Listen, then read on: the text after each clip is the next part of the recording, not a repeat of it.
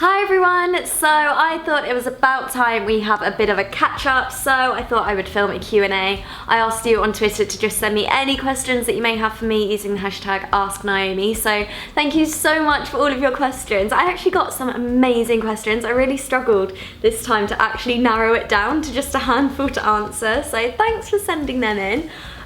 First things first, Eat Smart, my book, is launching on Thursday. How exciting is that? I literally can't believe how quickly it's come around. It feels like yesterday when I announced that I was even writing a book, so I can't believe it's finally here. The time has come. It's gonna be so weird seeing people actually holding my book, like something I've written. So my life is going to be absolutely crazy from that point onwards. So as soon as the book comes out, that is it. I'm just gonna be absolutely like non-stop. So, oh, it's so exciting. My book launch is going to be on the Wednesday night before the book actually launches, so that's going to be so much fun. Can't wait to see everyone. And then the book tour is actually starting on the day that the book comes out on Thursday, so straight into it, going to Cardiff. Can't wait to meet you guys.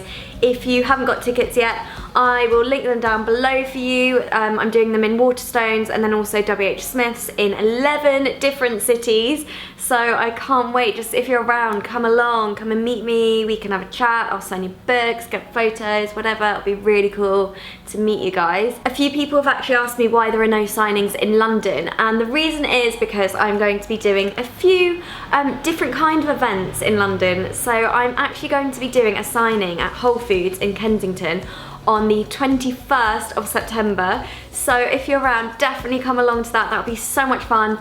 I'm going to be doing a Q&A there, so it's going to be a bit different. I'll sign books, and also you'll get to try some of my food, so some of my recipes will be there, so that's so exciting. I'll link that down below as well, because you need to get a ticket beforehand to go to that one too.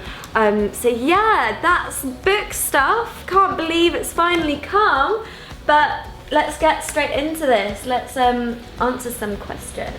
So first question is from Lindsay. What's your current favourite book, TV show, movie, food? Okay, I feel like you've kind of cheated there. You've got 4 questions in there. So first one is book.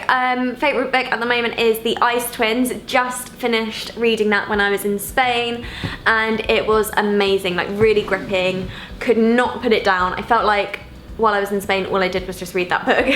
It was amazing. So I'd highly recommend that. TV show, Great British Bake Off, of course. Movie, favourite movie at the moment, probably Notting Hill. It's like my all-time favourite, I really like that. Favourite food, I would say my acai bowls, and I've just put a recipe on my Instagram for that, so check it out if you want to know how to make it. It's so quick and easy, it's so simple. Next question from Sarah. What is one random fact your viewers probably don't know about you? I was trying to think of this. I like the question, but I was like, I feel like everyone knows everything. A really random, stupid one is that I hate hazelnuts. It's literally one of the only things that I cannot stand. Even things like Nutella, I just can't. I hate that taste of hazelnut. What your last received text message says. Let's have a look. That's from Nancy. Oh, so does this count as text or WhatsApps? Because I literally just WhatsApp everyone. My last WhatsApp message from someone says, how was yours? It's pretty boring really, isn't it? It should be more exciting. That was about how was your night. Text, grandma or America to us. That probably doesn't really make sense, but she's basically saying, or you can come to America to see us. So yeah, last text. Favourite childhood memory? I love this question. I had to really think about this when I first saw that question. So I figured out my favourite childhood memory is when all of my family went to a park. It was like a huge park, and I think it was actually a cricket field, and there was this river that kind of ran through, a bit of a stream. It was so beautiful. I don't know where it is. I'd love to go back. And I just have this vision of about 3 or 4 big picnic blankets all on the grass. All of my family sat down with all of this food, and all my family might not have been there, but that's how I remember it this day. Just everyone in my family, all my cousins, aunties and uncles being there. And my great grandma, so I called her Nanny, she was there and she was so active for her age. We had this ball that we were just kicking around, and then she was like, let me see what I can do with this then. And then she just kicked it and it went straight into the river, and we were just all in hysterics.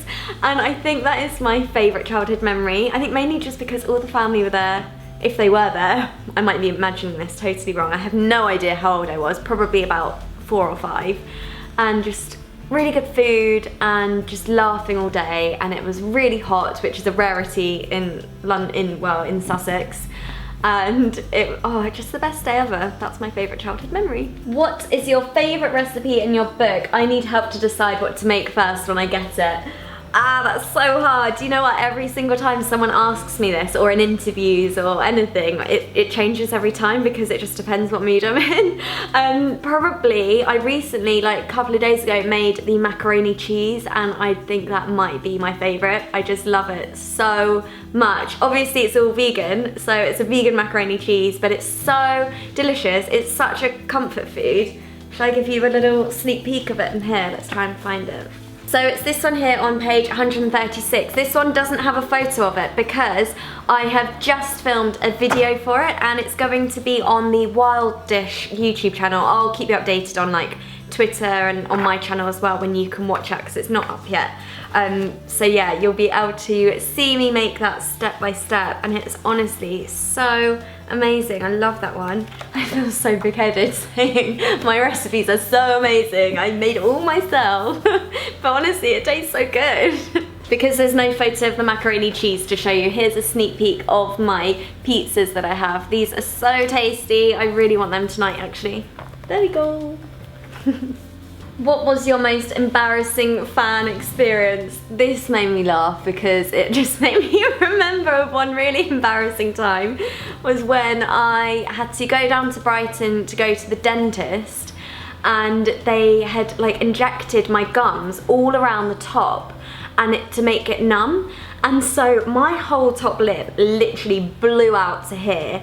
I was unrecognisable, well, I thought I was unrecognisable. And then straight afterwards had to get the train from Brighton to London, and while I was waiting at Brighton station, I was about to get on my train, and the whole time I'm thinking, God, I really hope I don't bump into anyone I know. I hope no one recognises me because I can't talk. My whole mouth was just numb. And then two lovely, lovely girls came up to me and they were like, oh God, it's so nice to meet you. Can we get a photo? I literally could not communicate with them because my lip was so huge, and bless them, they didn't even comment on this huge balloon lip that's on my face. And oh my God, I just remember thinking, oh no, what do I do? And I couldn't explain to them what was going on. I couldn't say, oh, I've just been to the dentist, my mouth is numb, I can't talk, I can't do anything. So I just had to be like, and had to get a photo. Like, obviously I was like, yeah, sure, let's get a photo. I couldn't move my mouth though. I literally could not smile. My mouth was just stuck in one position. And they later tweeted me the photo of us, like, oh, it's so lovely to meet you. And this photo was absolutely hilarious. So sweet of them, they still didn't even mention it, just my mouth is like this. And Sophie has asked, where do you see yourself in 10 years? So 10 years, I will be 34. I would like to think that I would be married by the time I'm 34, with maybe 3 kids, living in the countryside somewhere, with a lovely house and garden and 2 dogs, maybe Labradors, 2 Labradors, maybe a cat as well. And maybe working on more recipe books. Hopefully I'll still have my YouTube channel as well. Would anyone still watch me though? I don't know, maybe people will be so sick and tired of me by then. Who knows, maybe I'll have a total career change. No, I definitely still want to be doing recipe books because I just love the whole experience, and creating your own food is so rewarding. So maybe I'd be like at home cooking, making recipes with loads of kids running around. And Leah has asked, how did you deal with your long-term relationship breakup? I'm going through the same thing and finding it really hard. I'm really, really sorry to hear that you're going through that. It's so rubbish and it's not a nice thing to go through at all, so I hope you're okay. How did I deal with it? I guess it was just time. That's literally it. I know you probably at this point want to hear one thing that will make you feel better instantly, but there really wasn't. There wasn't for me anyway. And everyone used to tell me, oh, you know, just it'll take time, and that's the worst thing you want to hear because it's so out of your control, but it really is. That's the only thing, you know, the more time that goes by, the easier it gets, I'm afraid. But it will get better, 100% it will get better. It may not feel like it now, but it will. Next question was so sweet. I think it means the world deserves more inspiring people like you. That's so lovely, thank you so much. If love is blind, why is there a love at first sight? I mean, we're getting deep here. That is deep. I don't know, that's the question, because I read this question and I had to go over it in my head like, okay, if love is blind, how can there be love at first sight? I don't know. I think love is blind is like you love someone so much that you don't really see their faults, or whatever small faults they have or whatever imperfections, they become the things that you love about them as well. So I see the love is blind thing as a positive thing, like it's nice.